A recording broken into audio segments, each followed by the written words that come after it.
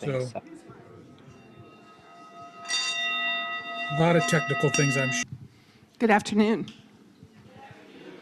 So before we begin, I'm offering an invitation. Please put your phone in worship mode. And we'll now hear There Is Only Love by Karen Drucker, played by Wiley Beveridge.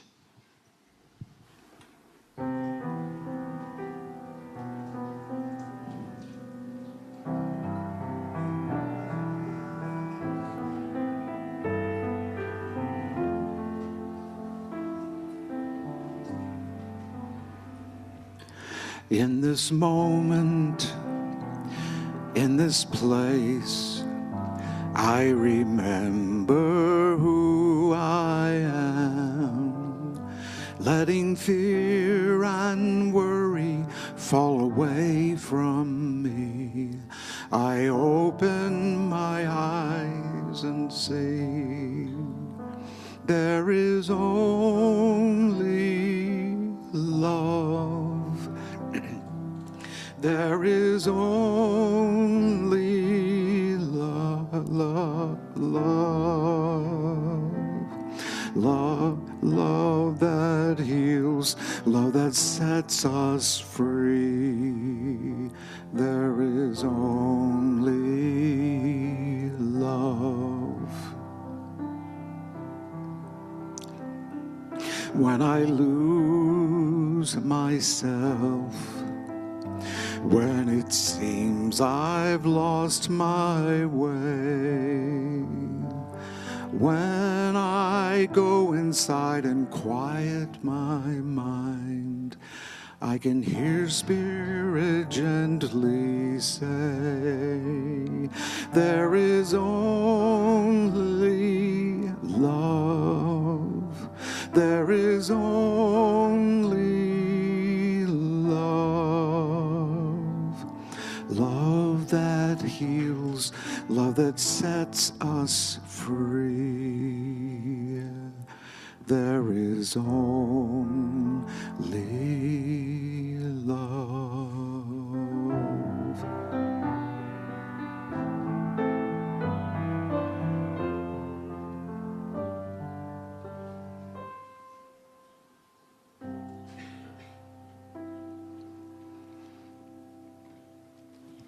Thank you, Wiley. Good afternoon again. I'm Reverend Devorah Kelley, and along with Joyce Kinnear, who's going to be joining us on Zoom, and Robbie Berman, we're going to be celebrating the arrival of spring, the vernal equinox, through music, readings, and a meditation. So there won't be an official sermon today. It's going to be a compilation of all of those things. And just a reminder that when we do sing the hymns, and we're singing 4 today, that Wiley's going to play through the first verse, so that because many of them might be unfamiliar to some of you. So we welcome all of you to the Lake Chapala Unitarian Universalist Fellowship, a sanctuary of peace, where we come not only to create our best selves, but also to do the work of creating a beloved community. We come together as individuals, much like the individual pieces of glass or pottery that are different shapes and sizes and colors. They might be broken, they might have imperfect jagged edges, but they're still beautiful. And while our pieces may not fit together neatly all the time, it's within this sanctuary, guided by our principles and our values, that we gather together to create a beautiful mosaic.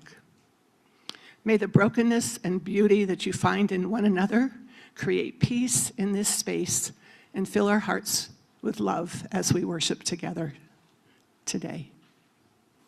Hi, I'm Robbie Bergman. My husband is Wiley Beveridge, so that's a common thing. Anyway, our opening words this afternoon are by David Ensley and are an elemental invocation to greet the spring. At this time of balance, at this time of awakening, we celebrate Ostara, the spring equinox. We honor the fertile earth. We honor the warm breezes. We honor the waxing light. We honor the nurturing rains. Welcome, spring. New life. Spring is coming in like a lion. Welcome, spring. New life to bring with volume. Bring to the land, bring to us all. Welcome, spring. Rebirth, we sing within and round us all. If you are new and would like to receive our newsletter and other emails, please talk to a member of the welcome team or write to us at info@lcuuf.org. Would members of the welcome team please stand up? Welcome, welcome team. I want to take a moment to extend a very warm welcome to everyone who's visiting with us. Whether you're visiting with us for the first time or you have returned or reconnected with us after a long absence. As we pass the mic, I invite you to say your name and tell us where you're from.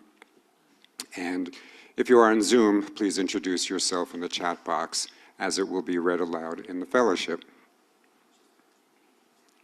We'll start with people in the room. Anyone with, oh, great. Back from a long break. Hola, ¿cómo está? Hello, everyone. I'm Terry Glenn. This is my wife, Pearl Glenn, and we are members of the church. We've just been away for 13 months, and it's great to be back. Thank you. Nice to have you back. Any other visitors or returners? My name is George Washington. I am reincarnated. Well, I mean, I could be Woodward Wilson or you can go for, what's his name? Well, I don't know which one. Well, Ronald Reagan maybe, I don't know. Okay, that works. Good morning. My name is Earl Christiani. This is my wife, Ruth. And we've been here on and off for over 10 years. And this church speaks to us. And we're very glad to be here. We're glad to have you. Okay, that's it. How about anything on Zoom? I have no visitors today on Zoom. Well, welcome. Welcome to all visitors, members, friends. Here at LCUUF, each week offers something unique, reflections from our minister, Matt Alspa, as well as insights from members and guest speakers.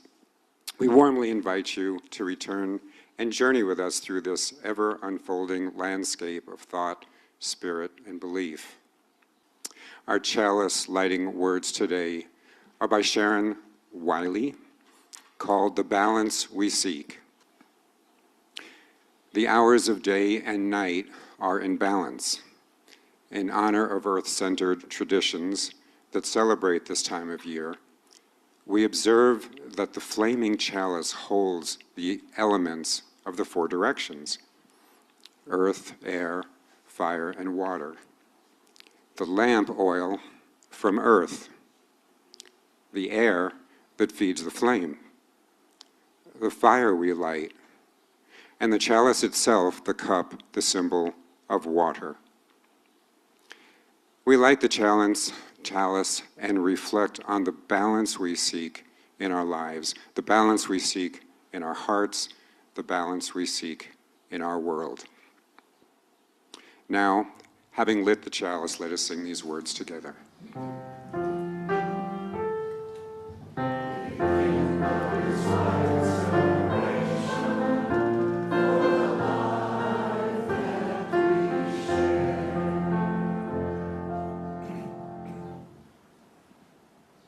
Our opening hymn is We Sing of Golden Mornings. Please rise in body or in spirit and join us in singing.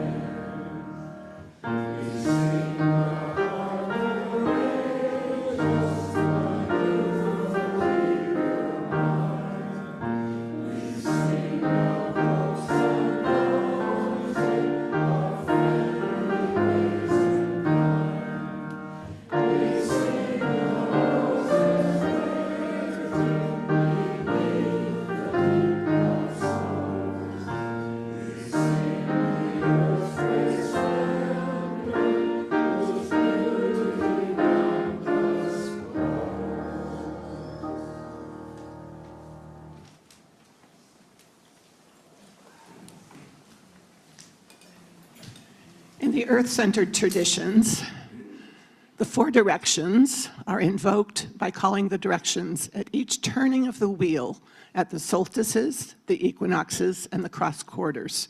I invite my helpers up today. Spirit of the East, spirit of air, of morning and springtime, be with us as the sun rises in times of beginning, in times of planting.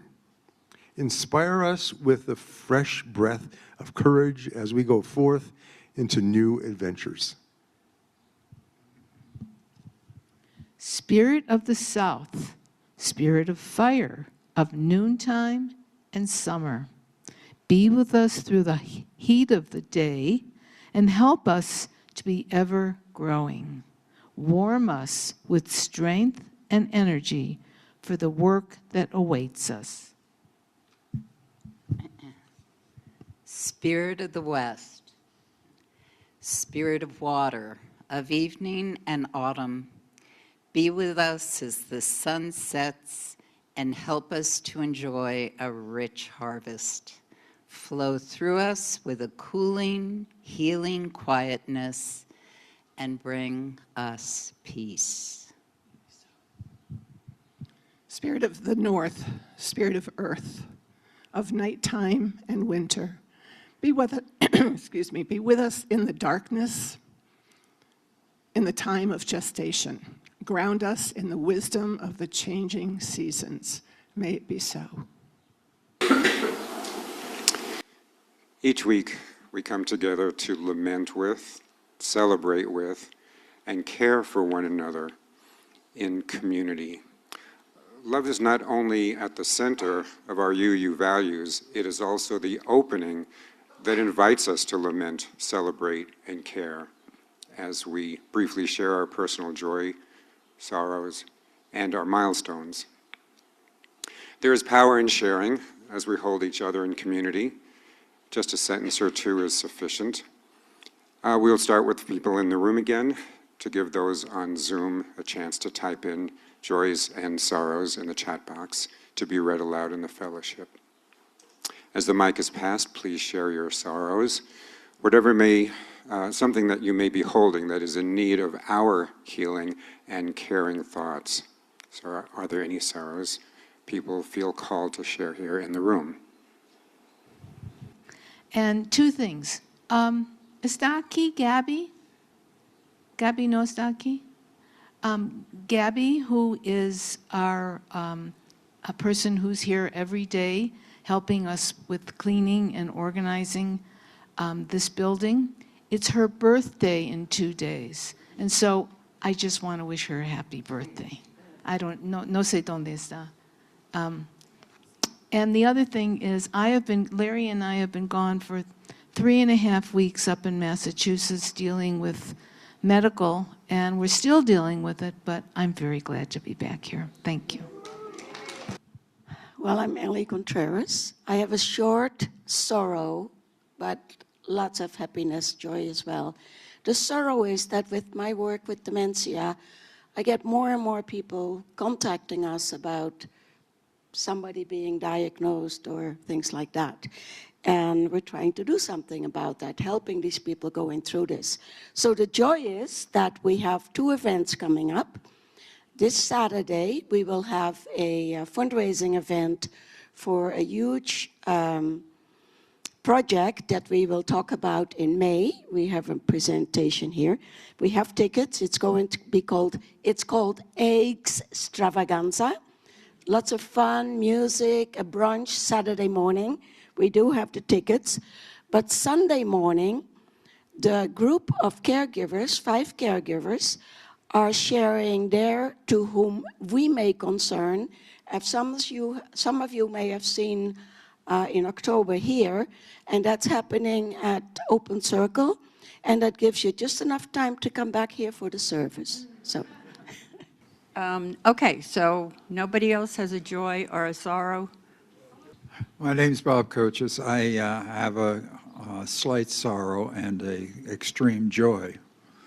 The extreme joy is that I spent 2 weeks with my daughter Wendy and we had a wonderful time together, including a group of us, 11 of us from UU and Wendy, going to Oaxaca. My sorrow is she left yesterday.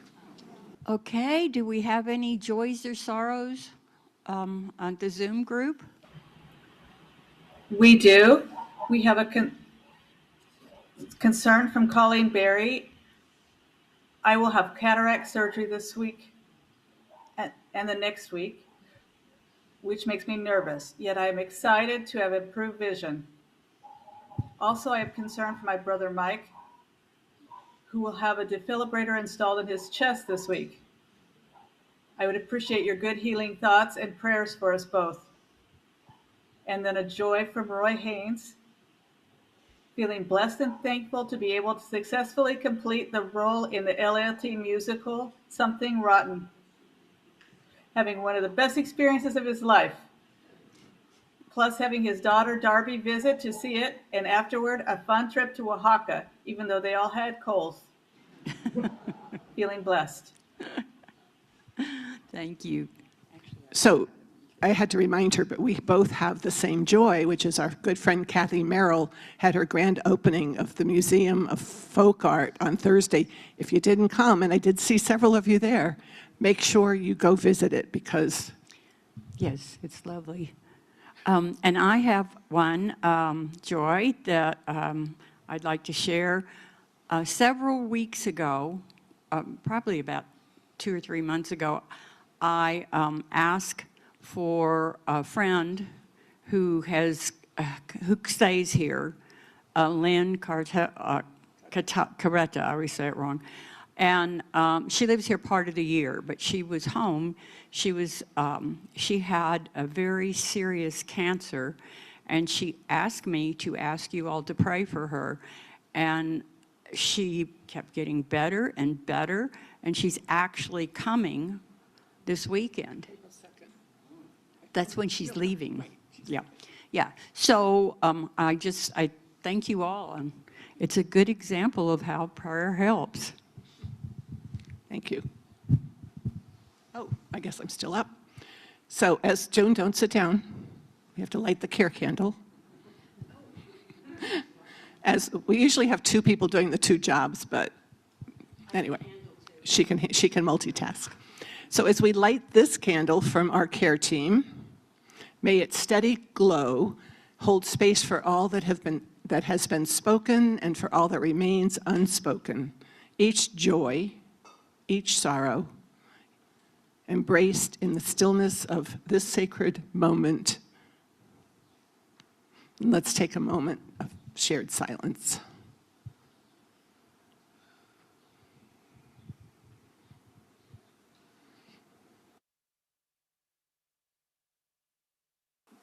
As you know, the work of our fellowship within these walls and beyond takes our time, talents, and treasures. Our financial offerings today help sustain this congregation as a place where all voices can be heard, where truth can be spoken without fear, and where vulnerability is met with compassion. We give in gratitude for this beloved community, and we hope for a world where more voices can speak their truth. As we pass the baskets, if you're new here today or if you are struggling to hold things together, please let the basket pass you by. Your presence is more than enough and is a gift to us. The offering will now be given and received in the spirit of grateful fellowship.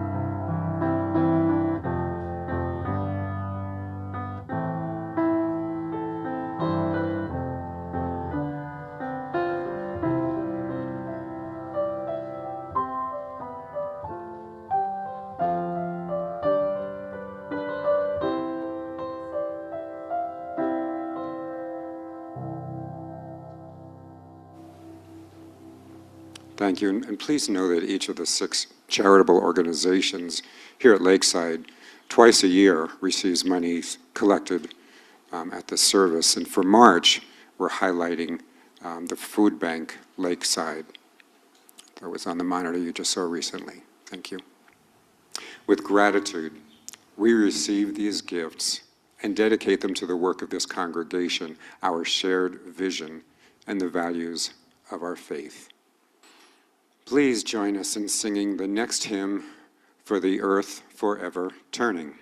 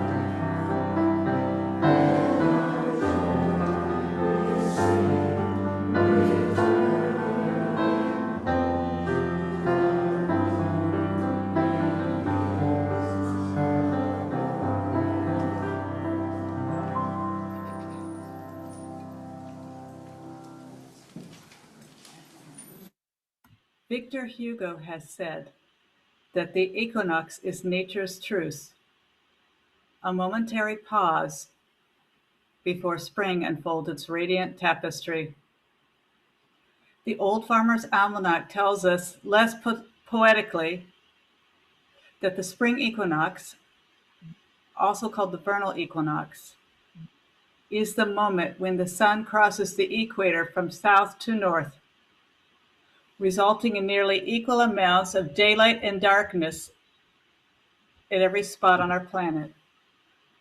The tilt of the Earth's axis at this point is such that neither hemisphere is either tilted toward or away from the sun. The sun passes directly overhead on its way north. The equinoxes are also the only time of the year when both the north and south poles are lit by sunlight at the same time.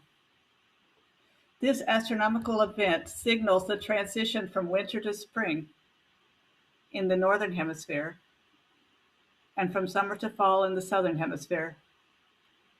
For most of us raised in the northern hemisphere, it signals the beginning of hope of light, flowers, and warmer temperatures. Thus, it is both an astronomical event and an indicator of the changing seasons. These light variations, due to the orbit of the Earth and its path around the sun, have long been important to humans. They can impact us personally. The shorter and darker days of winter can actually set off chemical changes in the brain, leading to depression in many people. The arrival of the equinox feels like a great weight lifting from them. Writer Karen Crowley Suzanne in her Substack On the Trail reminds us that historically humans built their lives around the light coming from the sky, including the equinoxes. Temples, pyramids, and other monuments were constructed to line up with the sun. The equinoxes were seen as times of balance, beauty, and renewal. For ancient peoples, these moments mark the transition between seasons and symbolized harmony between light and dark. The spring equinox was associated with abundance and wholeness, while the autumn equinox stood for harvest and gratitude. Here in Mexico, we have a slightly different historical perspective on the spring equinox than do those in the US or Canada or Europe. In most of the country, our winter is not as cold and dark as farther to the north. The coming spring and then the summer rainy season do mean the chance for food and other new living things, just as they do in the more snowy climes.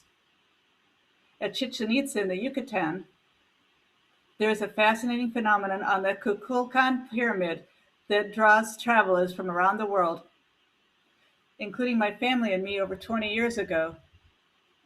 This event not only marks the beginning of spring, but also holds deep cultural and astronomical significance for the ancient Maya.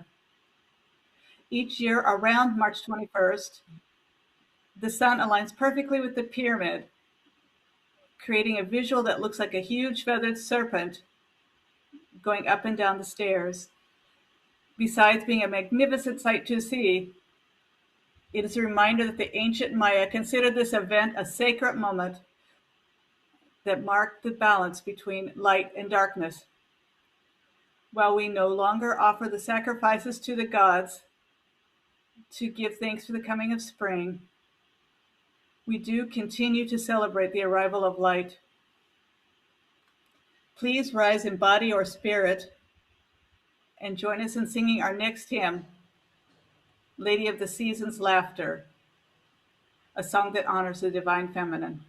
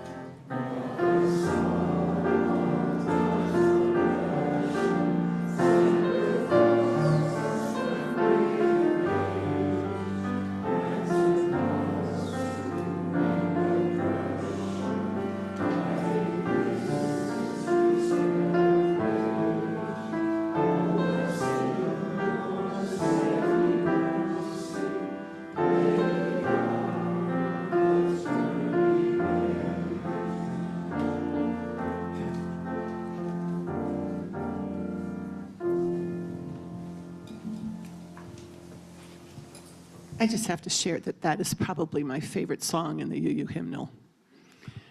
So I don't know if you have figured this out yet, but when Joyce and I got together to talk about what we were going to do today to celebrate the equinox, the vernal equinox, Ostara, she took the scientific bend and I'm over on the pagan side. So this is my part, called Easter and Ostara. Easter gets its name from the Teutonic goddess of spring and the dawn, whose name is spelled either way. And does the bottom one look a little familiar? It's probably the British way of spelling Easter. I don't know. But the origin of the word east, the direction of the rising sun, comes from various Germanic Austro-Hungarian words for dawn that share the same root as the word aurora, which means to shine. Modern pagans have generally accepted the spelling Ostara, O, star, as the word for the vernal equinox. Now, the vernal equinox usually falls sometime between March 19th and March 22nd. This year, it was Friday morning at 8:46 a.m. So that was the time of, well, I'll get into it in a minute. So the earth reawakens to a new season of life-giving, life-affirming gifts. As the sun becomes stronger, there's a sense of joyful abundance with the end of the cold, dark months, and aren't we glad we don't have to experience those? Ancient pagans no longer needed to store and ration their food. Often the tastiest cured meats were offered at the spring celebrations as a sign that people no longer needed to stockpile their food. And as Joyce noted, we don't really have those cold, dark winters here as they do in the northern climes. But the equinox was recognized worldwide as a time for renewal, rebirth, and revivification. It was the celebration of the symbolic resurrection of the earth, Jesus, and Hathor from Egypt, among many others. Okay, here's some questions for the audience. How many of you have dyed Easter eggs? How many of you have participated in an Easter egg hunt? How many have either received or put, or both, goodies in an Easter basket? Okay, did you know you were following pagan traditions? Ostara and the eggs she carries are symbols of fertility of the new and continuing life. A popular myth says that the children of those times presented eggs to the goddess as a gift in return for her bringing springtime. She was so touched by these gifts that she recruited her minions, aka rabbits, to return the eggs, only brightly colored now, to the children. And that's where the tradition of rabbits delivering eggs to children come from.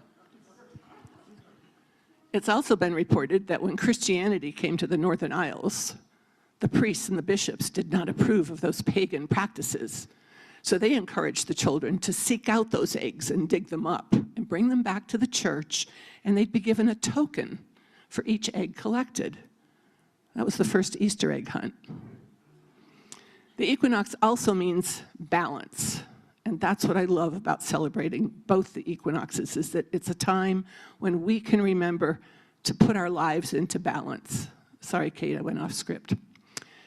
It literally means equal night. And so even here in Mexico, we can look forward to longer days. I'm already noticing that it's still light at 7 o'clock in both the morning and the evening.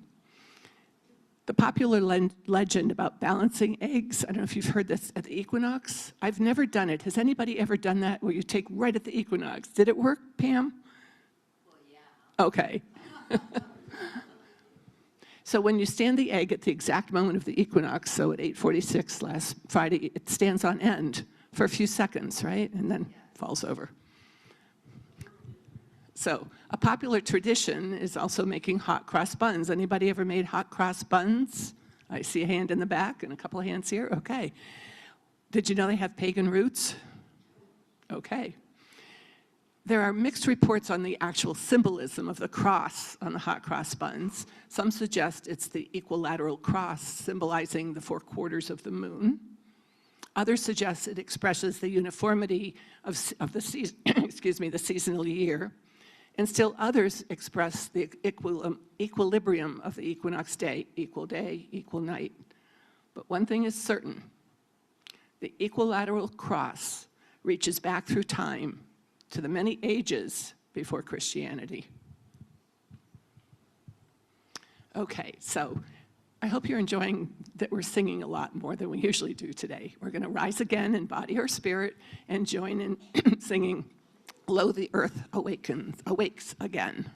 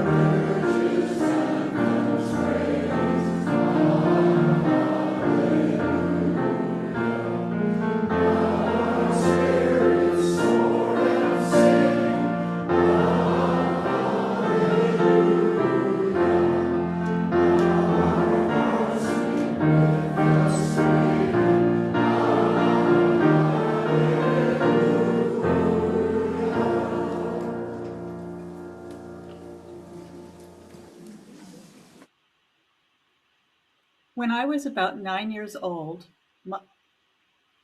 my parents moved from California to Washington State. It was the first time we had lived so far north that I remembered. It was not a pleasant move for me.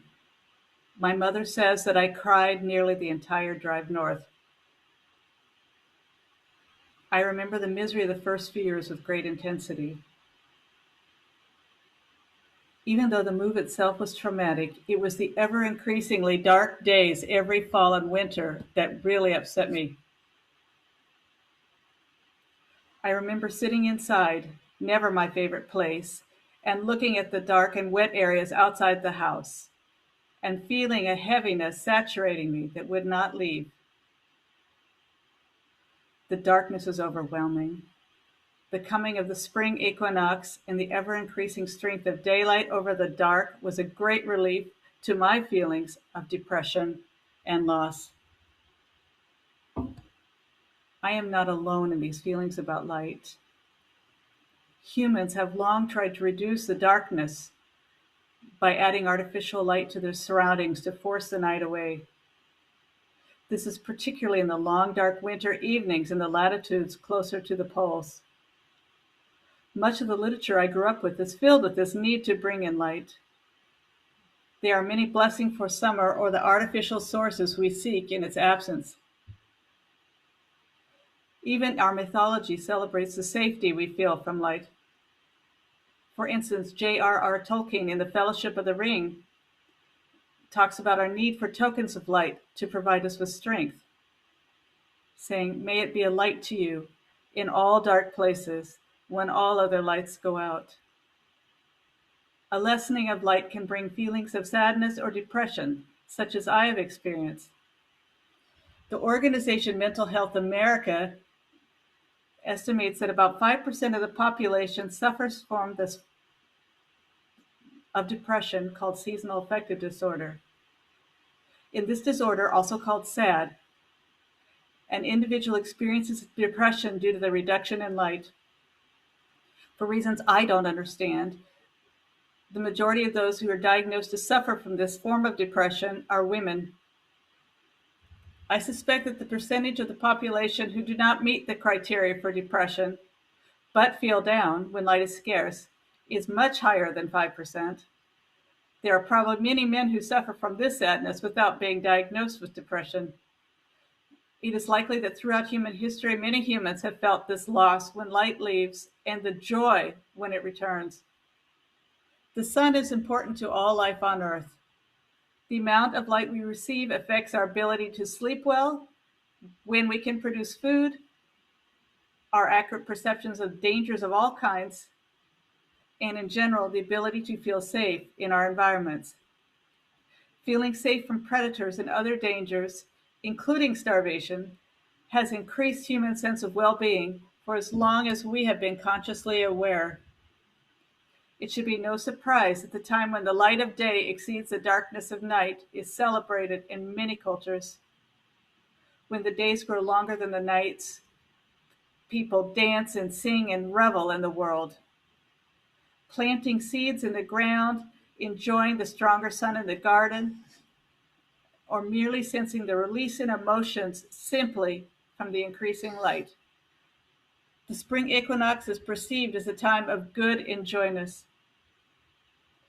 It is also no coincidence that light is used as the word that describes the good in our world and the positive parts of existence.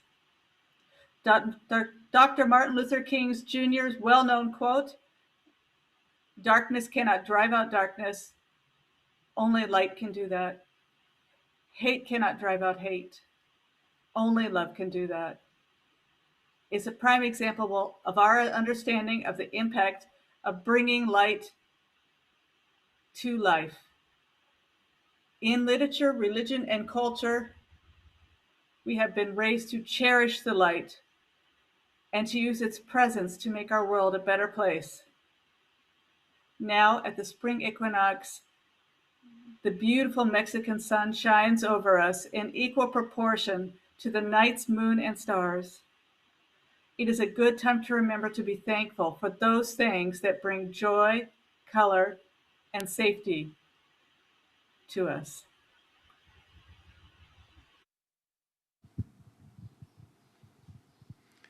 So we're going to do a different kind of meditation today. I invite you to, as you're comfortable, to close your eyes or to do soft vision and get comfortable in your seat. And I want you to imagine, this is the meditation of imagination, that there are seedlings in the dark, rich earth that are just waiting. They're waiting for something. And one day, they know it's time. They can feel that the earth around them is getting warmer. So they start reaching and stretching and growing. And one by one, these seedlings pop out of the earth into a world of sunshine and warmth. And as the days get longer, the seedlings keep stretching and reaching and growing. Fueled by the sun and the warm spring rains, they grow and stretch until one day, what started out as tiny seedlings in the dark earth create a field of beautiful flowers of all colors. And as the breezes come and the sun continues to shine, they sway and they give thanks in their own flower way to the sunlight and the warmth of springtime. Just sit with that image of a field of beautiful flowers swaying in the breeze.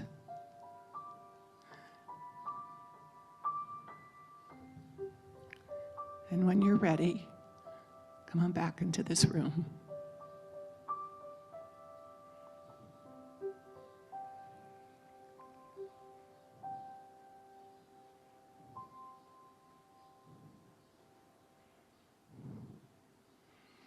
Some of you are still in that field, and that's okay. And you can keep your eyes closed if you want as I read these words. It's called Changes Abound by Michelle Collins. Changes abound around us, within us, between us, in our communities, our neighborhoods, and our beloved faith communities. Changes abound. May we each find that balance point we need as we move through our ever-changing world. The balance between the old and the new, between the known and the unknown, between the familiar and the perhaps bold and risky possibilities that may be there, waiting. I always want to say, may it be so when I read something like that, that's my wish.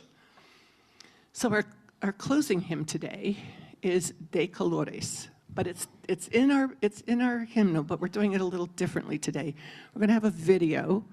It's in Spanish, but the words will be on the screen, and I invite everyone to at least, after you've heard it once, to sing along with the chorus. And we have people in the congregation who know this already.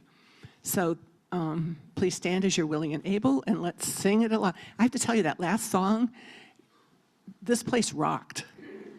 So let's do it again in Spanish. De colores.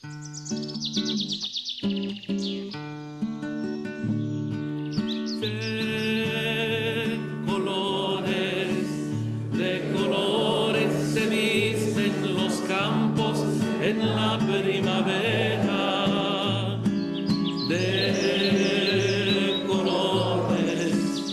De colores son los pajaritos que vienen de afuera.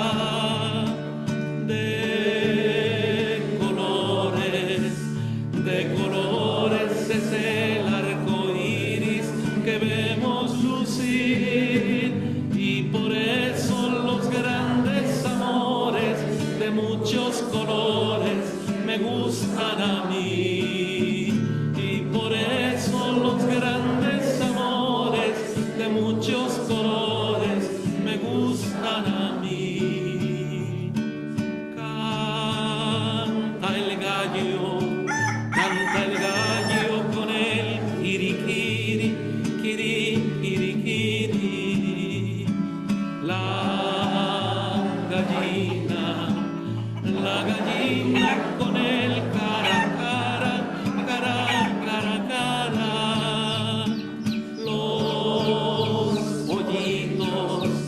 Los pollitos con el pío, y por eso los grandes amores de muchos colores me gustan a mí, y por eso los grandes amores de muchos colores me gustan a mí.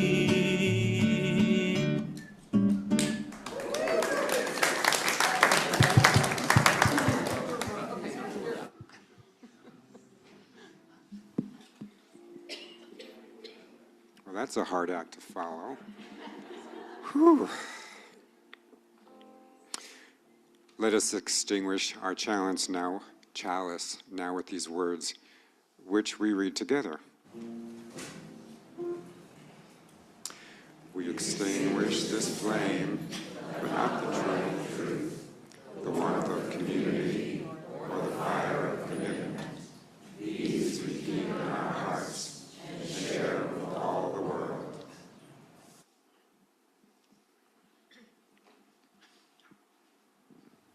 I just want to say a couple things before I finish this. One is, thank you, Joyce. We've tried last week and again this week to have someone on Zoom be able to participate. I hope you appreciate the amount of work that took yesterday morning. Thanks to Matt. Thank you. The other thing is that Robbie stepped in at the last minute yesterday morning because we realized that it was more difficult for Joyce to do the whole part of it. So thank you, Robbie. Okay. So here's kind of a charge, I guess I would say. Let's make the necessary changes within our own hearts and minds that allow us to rise above the pitfalls, not just of the past, but of all the stuff that's going on today, and step into the season of new beginnings, cultivating a world of harmony, fellowship, peace, and prosperity for all living things. Our worship is over, but our service... Got it. Okay, thank you.